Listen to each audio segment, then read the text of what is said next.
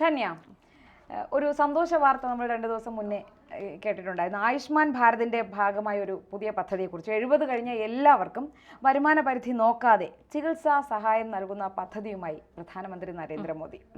ആരോഗ്യ രംഗത്ത് സർക്കാർ ഒരുക്കുന്ന ഒരു പുതിയ കൈത്താങ്ങായിട്ട് തന്നെ നമുക്ക് ഈ പദ്ധതിയെ കാണാം. നേരത്തെ തന്നെ ഒരുപാട് പദ്ധതികൾ ഇതുപോലെ ചികിത്സാ രംഗത്ത് കേന്ദ്ര സർക്കാർ കൊണ്ടുവന്നിട്ടുണ്ട്, നിരവധി പദ്ധതികൾ.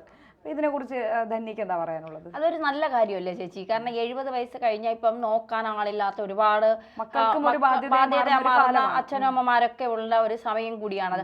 ഇപ്പൊ പെൻഷനും അല്ലെങ്കിൽ മറ്റു വരുമാന സ്രോതസ്സുകളൊന്നും ഇല്ലാത്തവരുണ്ടാകും. ഈ സർക്കാരിന്റെ 1500 രൂപ പെൻഷനൊക്കെ വെച്ചിട്ട് ജീവിക്കുന്ന ആളുകളുണ്ടാകും. അവരെ സംബന്ധിച്ചിടത്തോളം നരേന്ദ്രമോദിയുടെ ഈ കൈത്താങ് ഇതൊരു ഓണ സമ്മാനമായി തന്നെ കരുതാം. കാരണം അത്തരം ഒരു കൈത്താങ്ങുമായി അവരെ പ്രധാനമന്ത്രി നരേന്ദ്രമോദിയെ സംബന്ധിച്ചിടത്തോളം ഒരു BJP അനുകൂല വാർത്തയല്ല നമ്മൾ പറയുന്നത്. പക്ഷേ നരേന്ദ്രമോദി ചെയ്ത കാര്യങ്ങൾ നമ്മൾ പറയുക തന്നെ വേണം. നരേന്ദ്രമോദിയെ സംബന്ധിച്ചിടത്തോളം എല്ലാ മേഖലയിലും ഈ താഴെത്തട്ടിലുള്ള ജനങ്ങൾക്ക് ഇപ്പൊ ഗ്യാസ് കണക്ഷൻ ആയാലും ജലത്തിന്റെ കണക്ഷൻ ആയാലും എല്ലാത്തിലും പിന്നെ ഇപ്പൊ ബാങ്ക് അക്കൗണ്ടുകൾ തുറക്കുന്നതായാലും കാർഷിക മേഖലയിൽ കൃഷി ചെയ്യുന്നവർക്കാണെങ്കിലും ഒക്കെ പല പദ്ധതികൾ കൊണ്ടുവന്ന് അത് അവരിലേക്ക് എത്തിക്കാൻ, താഴെത്തട്ടിലുള്ളവർക്ക് വരുമാന മാർഗം ഇല്ലാത്തവർക്കുമൊക്കെ എത്തിക്കാൻ അദ്ദേഹത്തിന് സാധിച്ചിട്ടുണ്ട് എന്നുള്ളൊരു യാഥാർത്ഥ്യം തന്നെയാണ്. വരുമാനം നോക്കട്ടെ. കാരണം ഇപ്പോഴത്തെ ഒരു അവസ്ഥ അദ്ദേഹത്തിന് തന്നെ അറിയാം. മക്കൾ നോക്കാതെ അല്ലെങ്കിൽ ആശുപത്രിയിൽ പോയാൽ മരുന്നിന്റെയൊക്കെ വില ദിനം പ്രതി വർദ്ധിച്ചുകൊണ്ടിരിക്കുന്ന സാഹചര്യത്തിൽ ഇത്തരത്തിൽ ചികിത്സയ്ക്കൊക്കെ പോകുമ്പോൾ ഇപ്പൊ പ്രൈവറ്റ് ആശുപത്രികളിൽ ഒരു ആദ്യം പോകുമ്പോൾ തന്നെ ഒരു ചീട്ട് എടുക്കുന്നതിന് 750, 350, 450 ഒക്കെ ആശുപത്രിയുടെ നിലവാരം അനുസരിച്ചാണ് ഇപ്പോൾ ചീട്ടുകൾ എടുക്കാൻ. അത്രയും വലിയ ഉയർന്ന തുകയൊന്നും പാവം സാധാരണക്കാരന് താങ്ങാൻ കഴിയില്ല. അതുകൊണ്ടാണ് അവർ ഇത്തരം പദ്ധതികൾ വരുമ്പോൾ ഈ രാഷ്ട്രീയം നോക്കാതെ പലരും മോദിയെ കുറിച്ച് പറയുന്നതും അത് ഇരു കൈയിൽ നീട്ടി അവരൊക്കെ സ്വീകരിക്കുന്നതും. ഇതിപ്പോ 4.5 കോടി കുടുംബങ്ങളിലെ 6 കോടിയോളം ആളുകൾക്കാണ് ഈ പദ്ധതിയുടെ ഫലം ലഭിക്കുന്നത്. ഇതിപ്പോ ഇവർ പറയുന്നത് കേന്ദ്രം ഈ ഒരു ചികിത്സയ്ക്കായി വകയിരുത്തിയിരിക്കുന്നത് 3437 കോടി രൂപയാണ്. നിലവിലുള്ള ആയുഷ്മാൻ ഭാരത് പദ്ധതി പ്രകാരം 12.34 കുടുംബങ്ങളിലായി 55 കോടി ആളുകൾക്ക് സഹായം ലഭിക്കുന്നുണ്ട്. മാത്രമല്ല കഴിഞ്ഞ കേന്ദ്ര മന്ത്രിസഭ അംഗീകരിച്ച ബഹർത്ത് പദ്ധതികളിൽ ഒന്നാണ് ഇത്. റോഡ് വികസനത്തിന് ആക്കം കൂട്ടാനും വൈദ്യുതി വാഹന രംഗത്ത് വിപ്ലവം തന്നെ സൃഷ്ടിക്കാനും ഈ ബസ്സുകൾ വാങ്ങാനും ഒക്കെ സർക്കാരിന് പദ്ധതികളുണ്ട്. എന്തായാലും ഇപ്പൊ ഈ ചികിത്സാ രംഗത്ത് വരുന്ന അവർക്ക് കൈത്താങ്ങാകുന്ന ഈ മാറ്റം അത് വളരെ പ്രശംസനീയം തന്നെയാണ്. പറഞ്ഞ വാക്കുകൾ പാലിക്കുന്നത് പ്രവർത്തന ശൈലിയാക്കിയ ഒരു സർക്കാരാണ് BJP. അത് പൂർണ്ണമായും അംഗീകരിക്കാൻ കഴിയില്ല. വാഗ്ദാനങ്ങൾ ഓരോന്നായി അവരുടെ ലക്ഷ്യം കൂടി വെച്ച് അവർ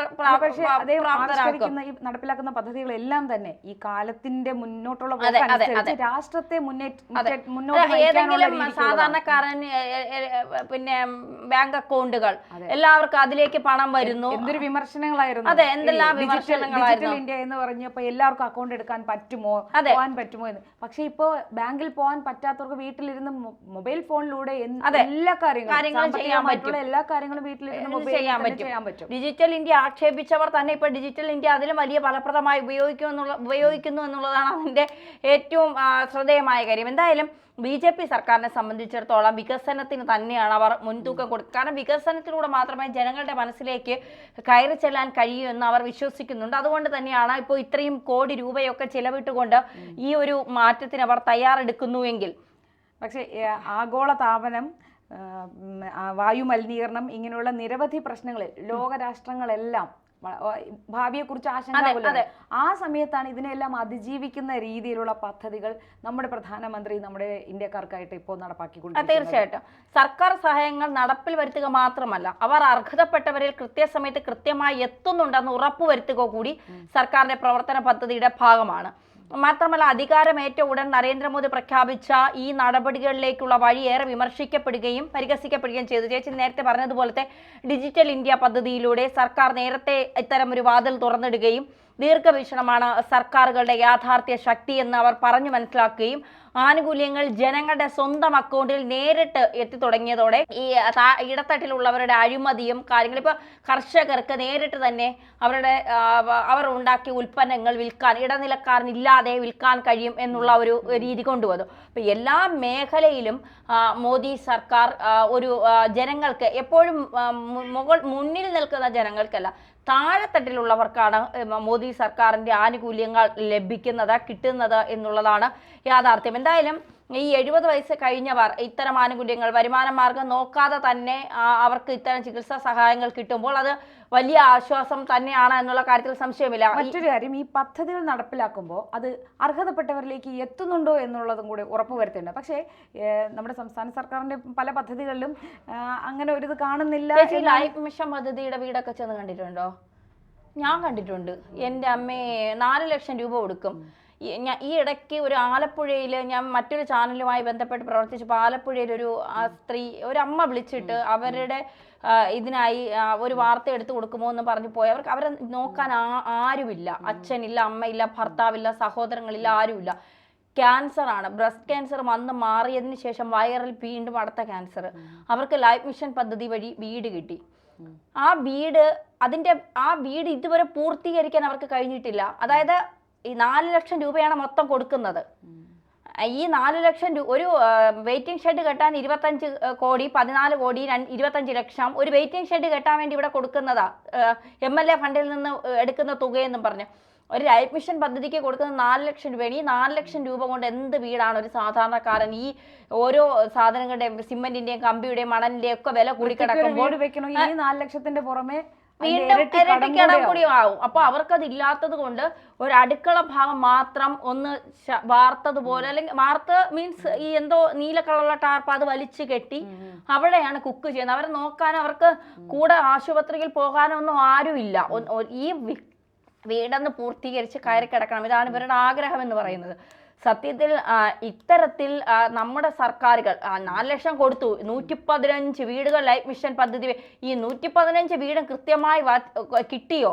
അവർക്കതിൽ കയറി താമസിക്കാനും അവർക്ക് സുരക്ഷിതമായി കിടന്നുറങ്ങാനുള്ള സംവിധാനം അതിൻ്റെ അകത്തുണ്ടോ? അങ്ങനെയാണോ ആ വീട് പണിഞ്ഞിരിക്കുന്നത് എന്നുള്ളതല്ല നോക്കുന്നത്. അടുത്ത ഇലക്ഷൻ ആകുമ്പോൾ 110 വീടുകൾ ലൈഫ് മിഷൻ പദ്ധതി വഴി കൊടുത്തു, അല്ലെങ്കിൽ 500 വീടുകൾ കൊടുത്തു. ഈ ഒരു തള്ളുകൾ മാത്രമേ ഉള്ളൂ. നരേന്ദ്രമോദി സർക്കാരിനെ സംബന്ധിച്ച് അതല്ല. അവർ കൊടുക്കുന്ന പദ്ധതികൾ അർഹതപ്പെട്ടവരുടെ കൈകളിലേക്ക് കൃത്യമായി എത്തിയോ എന്നവർ കൃത്യമായി നോക്കാറുണ്ട്.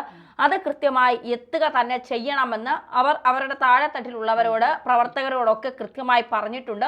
ആ ഒരു ബോധ്യത്തോടെ തന്നെയാണ് ആളുകൾ മുന്നോട്ട് പോകുന്നത്. അതുകൊണ്ട് തന്നെയാണ് പല സംസ്ഥാനങ്ങളിലും BJP വിജയിച്ച് കയറുന്നത്. BJPക്ക് എത്തിപ്പെടാൻ പോലും കഴിയാത്ത രാജസ്ഥാനിലൊക്കെ കോൺഗ്രസ് ആയിരുന്നു ഭരിച്ചുകൊണ്ടിരുന്നത്.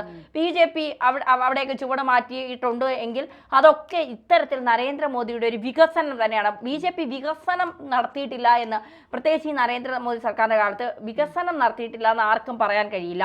വികസനം കൃത്യമായി നടത്തിയിട്ടുണ്ട്. പിന്നെ എല്ലാ സർക്കാരുകൾക്കും അവരുടേതായ രാഷ്ട്രീയ ലക്ഷ്യങ്ങളുണ്ടാകും. അത് ഇപ്പോൾ ആര് വന്നാലും അവർ ആ ലക്ഷ്യങ്ങൾ മുന്നോട്ട് വച്ചുകൊണ്ട് തന്നെ പോവുകയും ചെയ്യും. പക്ഷേ നരേന്ദ്രമോദിയെ സംബന്ധിച്ചിടത്തോളം ഈ 70 വയസ്സ് കഴിഞ്ഞവരെയും ചേർത്ത് നിർത്താനും അവർക്ക് താങ്ങാകാനും, കാരണം വാർദ്ധക്യത്തിലാണ് ഒരു ചേർത്ത് പിടിക്കൽ എല്ലാവരും ആഗ്രഹിക്കുന്നത്. അപ്പോൾ ആ ചേർത്ത് പിടിക്കൽ നമ്മുടെ ഭാരതത്തിലുള്ള നമ്മുടെ പ്രധാനമന്ത്രി തന്നെ നമ്മളെയൊക്കെ ചേർത്ത് പിടിക്കുന്നു, അല്ലെങ്കിൽ 70 വയസ്സ് കഴിഞ്ഞവർക്കും താങ്ങായി ഒരാളുണ്ട് എന്ന് അവരെ ബോധ്യപ്പെടുത്തിക്കൊണ്ട് അവരോടൊപ്പം നിന്ന് അവർക്ക് വേണ്ടിയിട്ട് പ്രവർത്തിക്കുന്നു എന്നുള്ളത് അവരെ സംബന്ധിച്ചിടത്തോളം BJPക്ക് വലിയ രാഷ്ട്രീയ ലക്ഷ്യങ്ങൾ ഉണ്ടാകാം എങ്കിൽ പോലും സാധാരണക്കാർക്കിടയിൽ ഇതൊരു ലക്ഷ്യങ്ങൾക്കുപരി ജനസേവനം തന്നെയാണ്. ജനസേവകൻ എന്നാണ് അദ്ദേഹം പറയുന്നതിന്. ആ ജനസേവനം കൃത്യമായി നടപ്പിലാക്കുന്നുണ്ട് എന്നുള്ളത് നമുക്ക് പറയാതിരിക്കാൻ കഴിയില്ല.